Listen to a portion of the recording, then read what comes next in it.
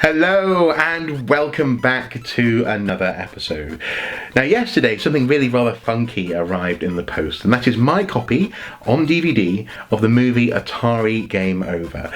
Written and directed by Zach Penn, this documentary attempts to sort of weave a few different strands together. First of all, it's a history lesson.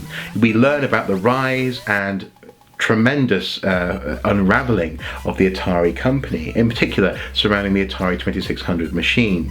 We learn about an infamous computer game, E.T., and how many people heaped probably undue scorn upon that game and also its creator, Howard Scott Warshaw, in and around 1982 and since. It's basically blaming the game for the famous video game crash, the pre-Nintendo video game crash.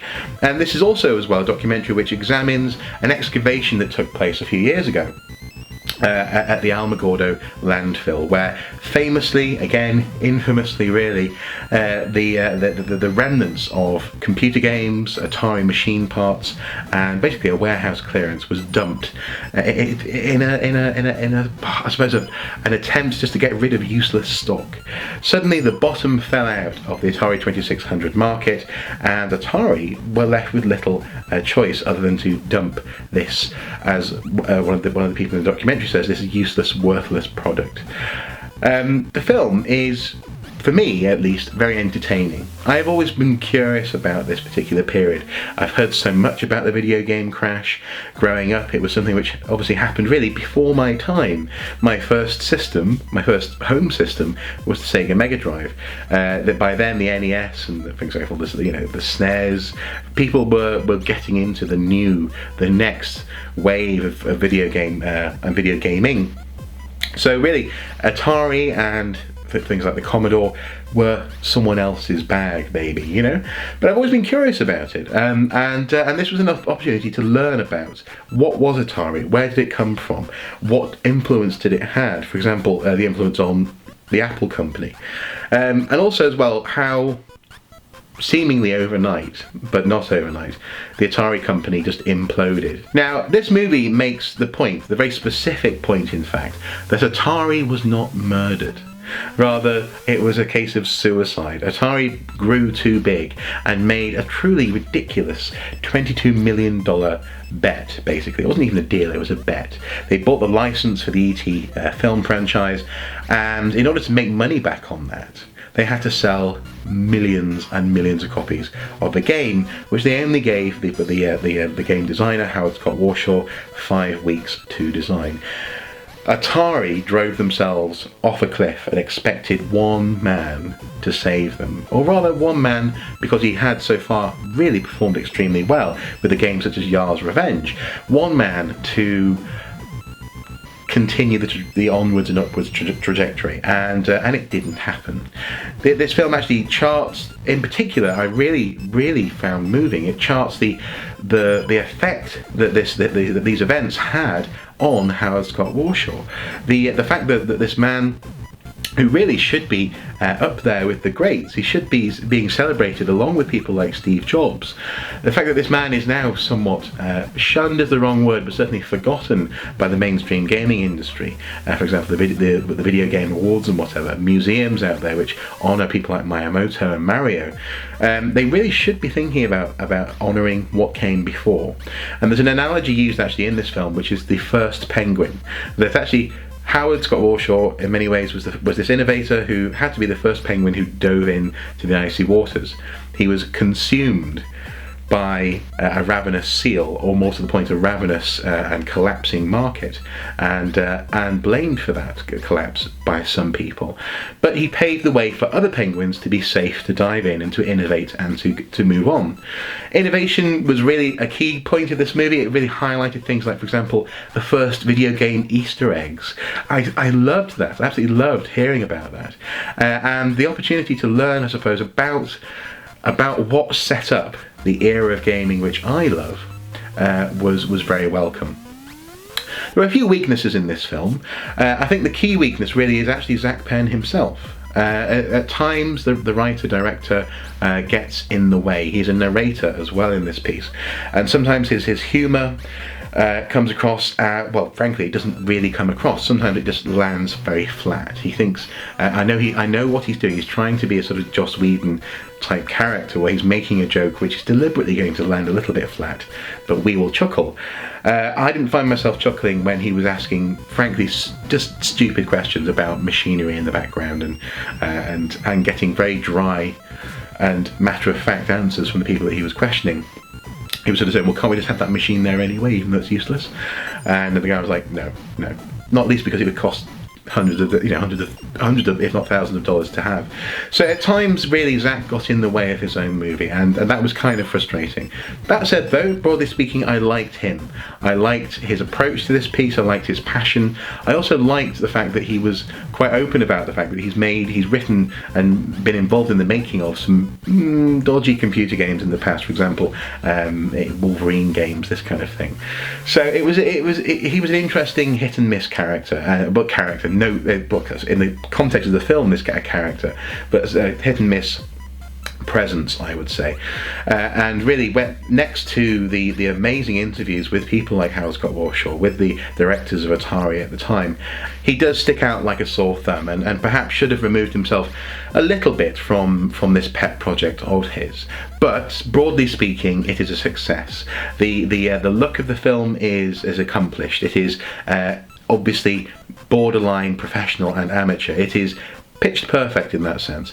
The transitions and the use of graphical and visual vocabulary to sort of, for example, show the notice board at Atari to tell a story really works very well, as do some of the audio tricks which are played in this movie. So, for example, when Howard is describing a telephone conversation surrounding the launch and the pitching of the E.T. game, he puts the other party in the conversation at the end of the phone by using a phone effect on their voice. So it is a well edited and solid piece, and it lasts just over an hour, so it really doesn't outstay its welcome in that sense. So I do watch this quite often. This is the reason why I bought the DVD, so I can watch it as well when I'm in the office. Now, when it comes to the excavation, that's actually where two parts of my life really intersect. I'm an archaeologist and filmmaker, and I'm also a bit of a nerd and a computer game enthusiast. And I just happened to actually, in my other life, as it were, in my job, I happened to have interviewed the archaeologist who headed up the excavation at Alamogordo. And it's really interesting actually seeing this excavation unfold. The archaeologist is called Andrew Reinhard, and he's very passionate about so-called punk archaeology and also archaeogaming, that is, approaching the digital space of games as an archaeologist would approach the real world. In many ways, viewing these things as extensions of cultural realities. So games are in some ways real worlds. And with games like No Man's Sky on the horizon, no pun intended, Andrew is extremely excited. So it was a real pleasure actually to see this excavation unfolding. And it was also not too distracting to see the likes of Ernest Cline, the writer of Ready Player One, turning up in this piece.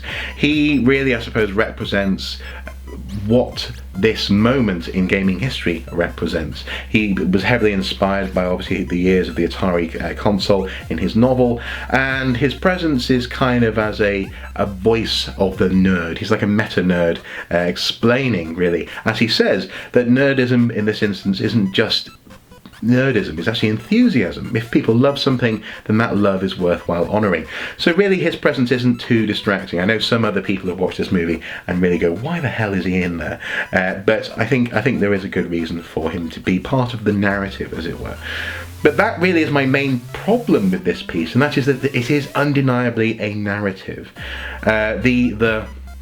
The excavation and what was found really actually was in line with what was expected to be found.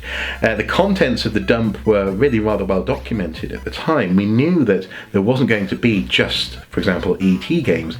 It was a warehouse clearance. And I suppose there's a sense of mystery, there's a sense of, what might be there, which is never really paid off in this movie. It feels a little bit artificial, and really the most interesting parts are the historical parts. It's the learning about the context of the dump. not really the mystery of the excavation. The Indiana Jones part of the film slightly falls flat on its face towards the end, and that's possibly because it is in fact to a certain extent artificial. Sure, there was an investigation to find the spot, that's kind of interesting, but we kind of already knew what was going to be there, and so there's a slight sort of sense of a damp squib towards the end of the movie. But I did enjoy seeing the number of people who were enthusiastic about going, and the different types of, as they were calling themselves, nerds and geeks, who were lining the roads on the day of the excavation. So it's one of those things where I don't mind. It's a dramatic element. It is in that sense, it wanders into the realm of a docudrama. They are recording something which actually happened. That is, the excavation did happen, and there was a structured archaeological process that occurred. But they do add a bit of spice to flavour the piece, and who can blame them? It is, after all, a movie, and it is a very entertaining movie. It's around 1 hour 6 minutes long. As I say, you really can't go wrong. It's well worth a look. Is it worth, though, buying on DVD? That's a good question. I bought this on DVD partly because, as I say, I wanted to be able to watch it away from my Xbox. I also like actually having things in boxes. I'm a bit old-fashioned in that way. I like, for example, box art and all this kind of malarkey. But it would have been nice to have maybe an extra, a making of or something on this disc. This quite literally has just the film, and on the menu it just says play. So you just go, okay, play. In some ways this could have been a DVD that didn't have a menu, and in some ways the value of this DVD is diminished by that lack of something extra. For example, the Happy Console Gamer movie, which was released on DVD, I was one of those people who ordered it, came with exclusive extras on that disc, and that was produced for a microscopic budget by a very small team of just very enthusiastic and passionate people. Never mind having the purchasing power of Microsoft behind you. So in some ways the DVD could be better value for money. But if you're like me, if you like having a DVD, a physical thing to hold, if you like box art, and if you also like just being able to pick it up off the shelf and play it wherever you want to watch the damn thing, then it is well worth picking up, and well worth the very reasonable price that it is, for example, on Amazon at the moment. So I came out of this movie when I first streamed it on my Xbox with a new appreciation for the period, for that 1982 crash, and also actually for the history of what led up to it, for the unprecedented, meteoric success of the Atari company. Atari now means a lot more to me having watched this movie, and I think that's part of the objective of the piece, was really just to say, come on kids, the Atari is well worth respecting, and in that sense this film does an awful lot to instill you with some information about the legacy of Atari. Can you get better and more in-depth information elsewhere? Certainly, but the emotional content, and also the presentation and the time, for example, which they managed to get in Howard Scott Warshaw's office, was something a bit different, and therefore it adds to that value. So I came out of this movie really feeling as though I'd learned something. I enjoyed it, I enjoyed the arc of the movie, and it does have an arc. It ends more or less on the same note as Raiders of the Lost Ark, that last scene in the warehouse, and therefore overall I was entertained as well. So I learned something and I was entertained. This movie as a byproduct also serves as something as a context to other pieces of work, such as the Angry Video Game Nerd movie. If you watch the two side by side, you'll obviously see that one is very much fictitious, but it sort of explains why it is that the Angry Video Game Nerd felt that this story was the one to focus on in his movie. And so again, I think it is worth watching, and I certainly got a lot from it. As I've already said, I didn't particularly appreciate the overly manufactured sense of drama and build-ups around the excavation when we pretty much knew what was there already. But it is undeniably entertaining and well worth a few pounds or a few dollars of your money. Hopefully this review has been interesting and or useful to you, and if nothing else, hopefully you've been inspired to give this movie a go. It is worth a watch, and frankly, if it's still free on Xbox Live, just go and check it out. If you are on Xbox, you've got nothing to lose. It's a free piece of entertainment, and also a history lesson rolled into one. So why not give it a go? As ever guys, until next time, do take care. Bye bye.